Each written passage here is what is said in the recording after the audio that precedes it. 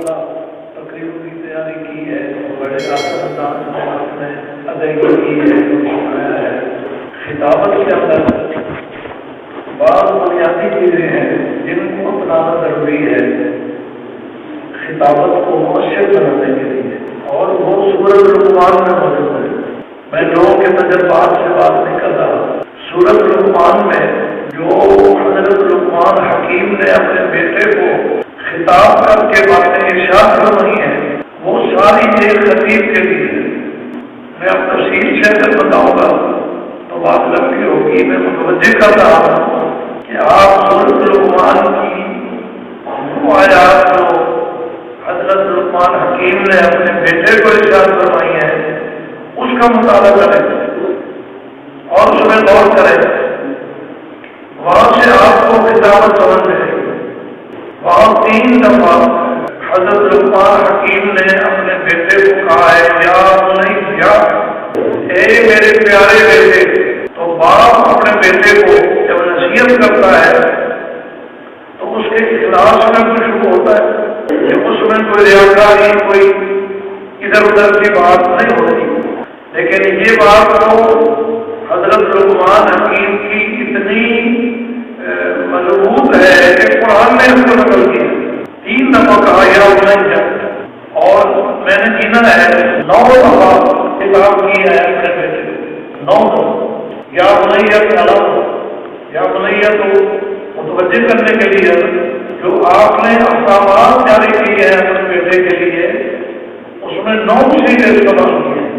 ان تمام کو آپ جب دیکھیں گے تو آپ کو خطابت سمجھ میں آئے گی، کیونکہ حضرت لقمان حکیم نے اپنے بیٹے کو کہا ہے یا بنیا اقم الصلاۃ وأمر بالمعروف، یہ ایک خطیب کے لیے حکم ہے، وأمر بالمعروف وانہی عن المنکر واصبر علی ما اصابک، اور شروع نماز سے کی ہے اقم الصلاۃ، جس سے معلوم ہوتا ہے کہ ایک خطیب کے لیے جو امر بالمعروف اور نہی عن المنکر کرنے کے لیے میدان میں ہے، پہلے اپنی عبادت مضبوط کرے اور پھر حالات کا مقابلہ کرتے ہوئے ہر آزمائش میں صبر کرے۔ شروع میں ہے اقم الصلاۃ اور آخر میں ہے واصبر علی ما اصابک۔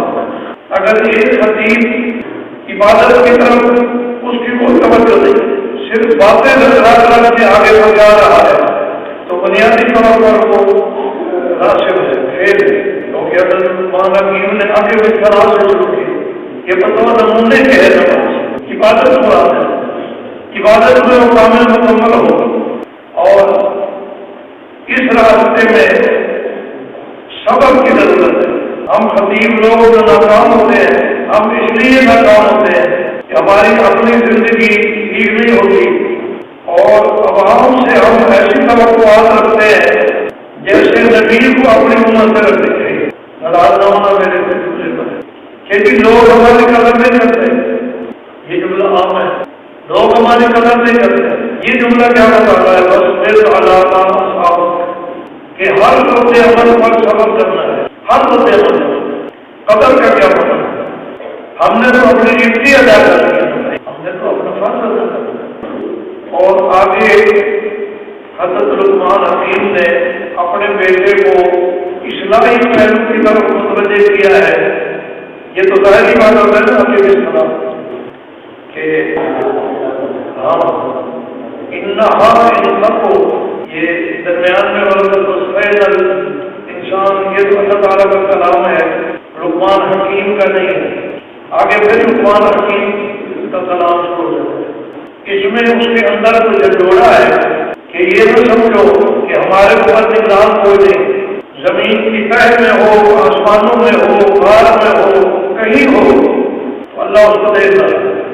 مثقال حبۃ من خردل، رائی کے دانے کے برابر بھی کوئی چیز ہو، کسی غار میں بیٹھ کے گناہ کر دو، آسمان میں اٹھ جاؤ، زمین میں چھپ جاؤ، یکتے پہ ہوگا۔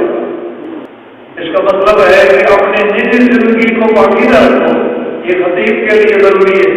یہ نہ سمجھے کہ لوگوں کے سامنے میں جوتے پہن کے آ جاتا ہوں تو بس میری بابا ہو جائے گی۔ حدیث پاک میں ہے کہ ایک آدمی چھپ کر گناہ کرتا ہے، اللہ اس کو اس کی زندگی میں ظاہر کر کے رہے، یہ نہ سمجھے کہ میں چھپ کر دوں، اس کی بدبو اٹھے گی اور وہ لوگوں تک پہنچے گی۔ تو اس میں جھنجھوڑا ہے کہ اپنے آپ کو خلوت میں، علیحدگی میں پاکیزہ رکھو، ورنہ تقریر میں اور تبلیغ میں اثر نہیں ہوگا۔ وَلَا تُصَعِّرْ خَدَّكَ لِلنَّاسِ وَلَا تُصَعِّرْ خَدَّكَ لِلنَّاسِ، یہاں اصلاح فرمائی کہ لوگوں کے ساتھ معاملہ پیار کا رکھو، نرمی کا رکھو، لوگوں کے سامنے چہرہ نہ پھیرو۔ اس کا مطلب یہ ہے کہ عقل نہ دکھاؤ رکھو اور اپنی چال ڈھال میں متکبرانہ نہ کرو۔ وَلَا تَمْشِ فِي الْأَرْضِ مَرَحًا، اپنے باطن کو بھی پاکیزہ رکھو، خلوت کو، اور جلوت میں لوگوں کے ساتھ معاملہ ٹھیک رکھو۔ یہ سب خطیب کے لیے ہدایات ہے۔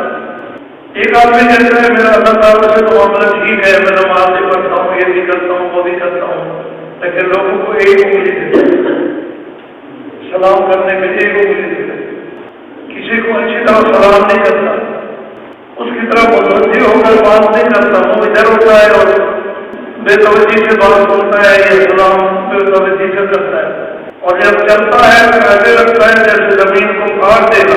متکبرانہ اپنی چال میں درمیانہ چال اختیار کرو، یعنی وقار کے ساتھ رہو لوگوں میں،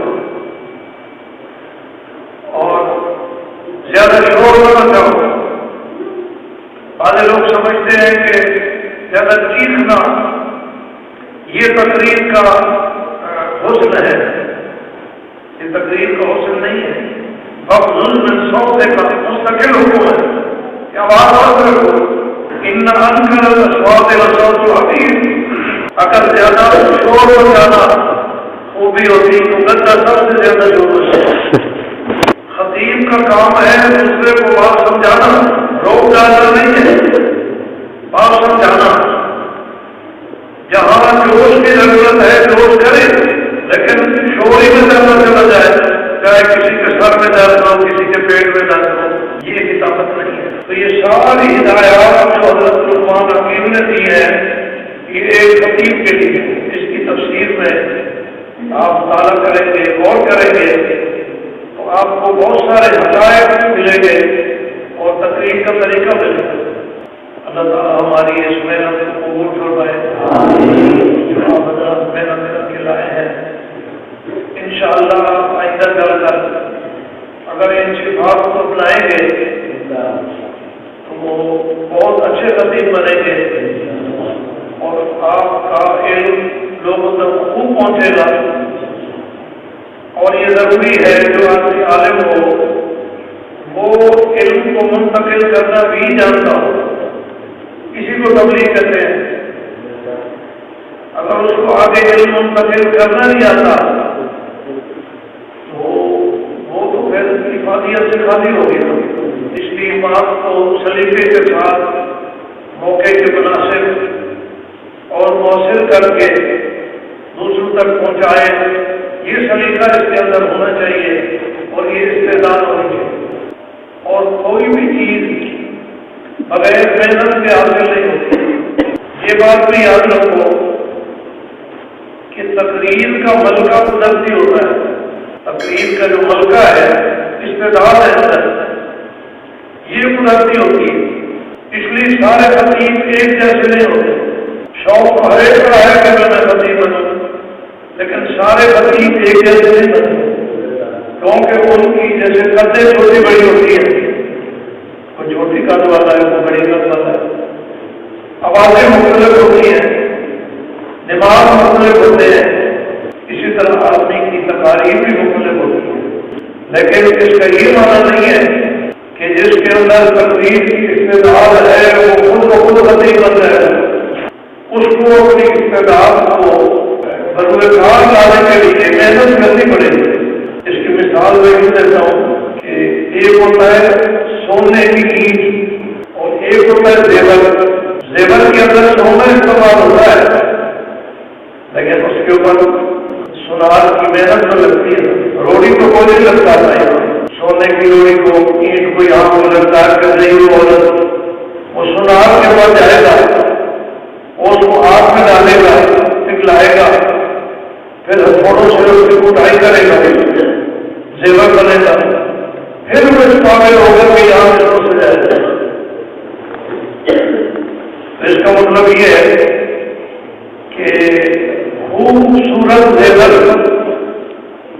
محنت کے بعد بنتا ہے، لیکن سونا یہ گزرتی چیز ہے۔ اگر کوئی آدمی کہے کہ لوہے کو ٹوٹ کر ہم سونے کا زیور بناتے ہیں، وہ نہیں بنے گا۔ پتل کو ٹوٹ کر آگ میں جلا کر ہم سونے کا زیور بناتے ہیں، وہ نہیں بنے گا۔ سونے کا زیور بنے گا سونے سے تو خطیب جس کے اندر قدرتی اقتدار ہے، صلاحیت ہے، وہ اگر کسی سنار کے ہاتھ آ جائے گا تو انشاءاللہ اس سے پیسوں کی عزت بنے گا۔ اگر اس کے اندر اقتدار نہیں ہے تو اس کی مجبوری ہے، لیکن ابھی تو کسی کو پتہ نہیں چلے گا طالب علموں کہ میرے اندر اقتدار ہے، اس لیے محنت سب کو کرنی چاہیے، اور محنت ضائع نہیں ہوتی۔ اگر پتل پر بھی سنار محنت کرتے تو حقیقت کا جب پتہ چلے گا تو مجھ سے تو وہ سونے کا زیور ہی لگتا ہے۔ اس لیے ہمارے جیسے سادے سودے خطیب بھی کیا جانتے ہیں، سمجھ آ رہی ہے؟ اس لیے محنت کرنی ہے، کوشش کرنی ہے۔ اگر بہت بڑے خطیب بن جائیں گے تو